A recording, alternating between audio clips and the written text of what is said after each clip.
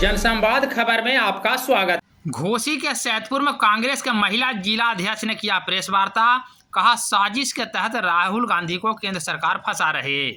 दरअसल कांग्रेस के जय भारत सत्याग्रह के तत्वावधान में घोसी के सैदपुर में प्रेस वार्ता का आयोजन रविवार को किया गया, जिसमें कांग्रेस के महिला प्रकोष्ठ के जिला अध्यक्ष कविता कुमारी ने केंद्र सरकार पर आरोप लगाते हुए कहा कि केंद्र सरकार राहुल गांधी को जानबूझकर फंसा रही है और साजिश के तहत उनके सांसद सदस्यता को भी रद्द कराया। उन्होंने क्या कुछ कहा, ये सुनते हैं।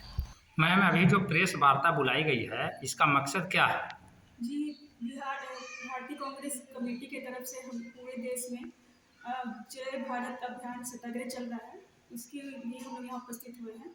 और प्रेस वार्ता के माध्यम से मैं आम जनता को बताना चाहती हूँ कि किस तरह केंद्रीय भाजपा सरकार और मोदी सरकार ने हमारे राहुल गांधी जी को साजिश करके फंसाने की कोशिश की गई है। उन्हें सूरत के एक कोर्ट से 2 साल की सज़ा दिलाई गई है।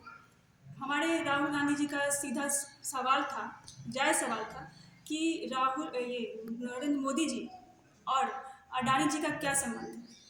अडानी जी का 20,000 करोड़ जो उनकी सेल कंपनी का है, वो किसका है?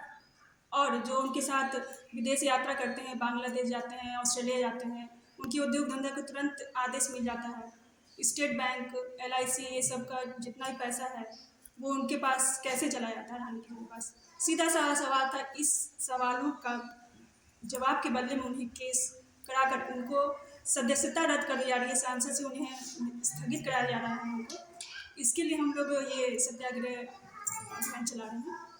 क्या नाम हुआ आपका? जी, मेरा नाम कविता कुमारी है। पदनाम? मेरा नाम कविता कुमारी है, जिला महिला अध्यक्ष है कांग्रेस कमेटी की। ठीक।